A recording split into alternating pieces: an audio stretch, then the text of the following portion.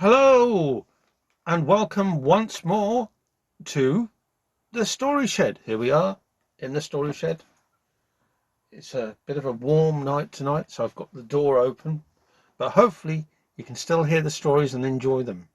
And this story comes from the Children's Bedtime Treasury, which, as you know, probably by now is one of my favourite books. And it's called The Princess and the Snowman. I know it's probably the wrong year for a story about snowmen, but maybe it'll cool us down a bit. So sit back, relax, and hopefully enjoy the tale. One morning, Princess Bella looked out of her bedroom window and saw that the palace was covered in a thick layer of snow. Snow lay on the turrets and along the top of the walls. There was snow in the well and snow on the guards' hats. The palace garden was so deep with snow it looked as though it was covered in delicious icing. The snow looked fresh, inviting, and untouched, apart from a line of paw prints made by Bella's pet cat, Bo. The princess clapped her hands with glee. "I'm going to make a snowman," she cried, and rushed off to find her warmest coat and gloves. Soon she was busy in the garden, rolling a great ball of snow for the snowman's body, and another one for his head. At last the snowman was finished, and she put an old hat on his head and a scarf around his neck.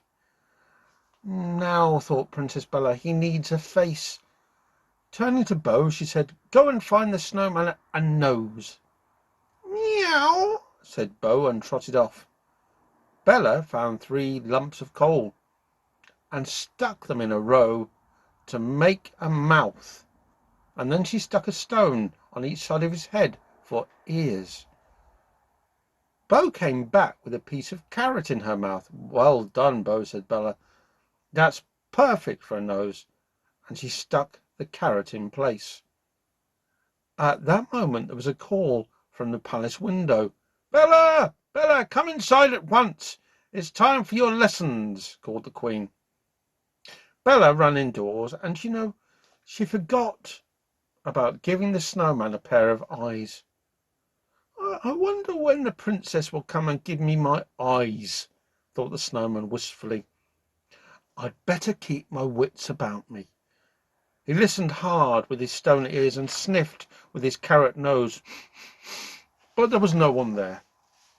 Night came, and all the lights in the palace went out. In the middle of the night, a storm blew up. The windows of the palace rattled, the trees creaked and groaned, and the wind moaned. The snowman strained his stone ears even harder, and now he could hear a fearsome, icy jangle and a piercing, shrieking laugh. It was the Ice Queen. As she blew past the snowman, he felt the Ice Queen's cold breath on his snowy cheek and the touch of her icicle fingers on his snowy brow.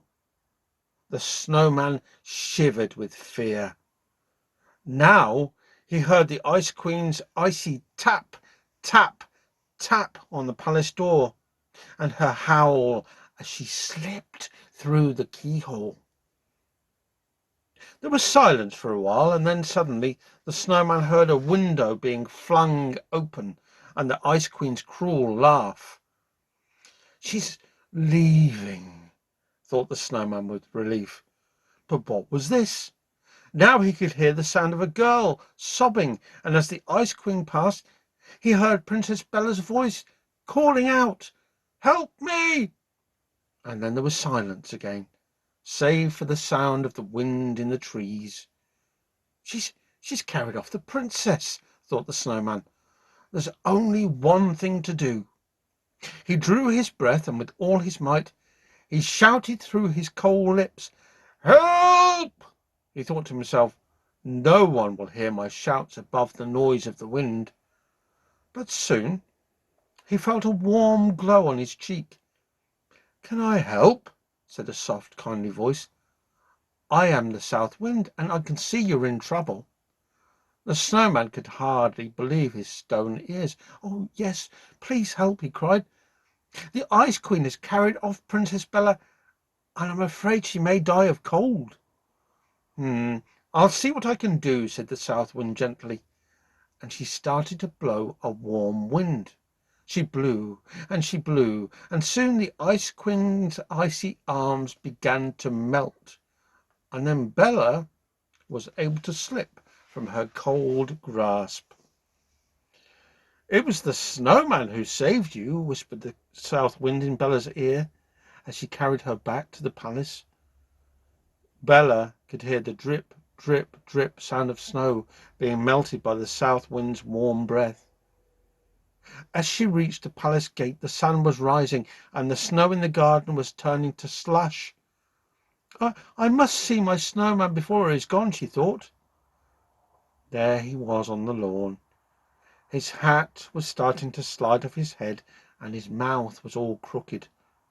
She rushed over to him, and to her astonishment he spoke.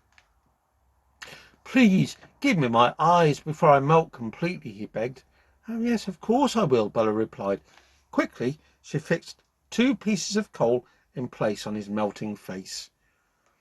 "You're so lovely," said the snowman, looking at her with his coal eyes. "I have one last request before I'm gone. Will you marry me?" "Why, I will," said Bella without thinking twice, for how could she refuse the request of the one who'd saved her from the Ice Queen? Bella could not bear to think that the snowman was melting away. She glanced down so that he would not see that she was crying. "Bella," he said.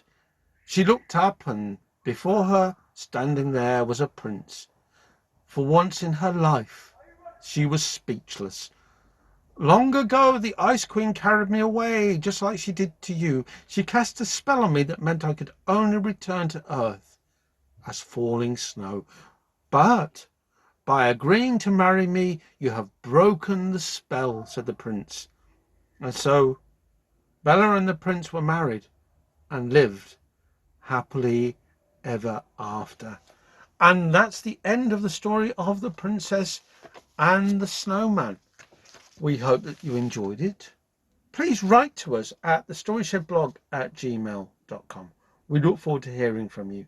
But in the meantime, take care, be well, and for now, bye bye, bye bye, bye bye.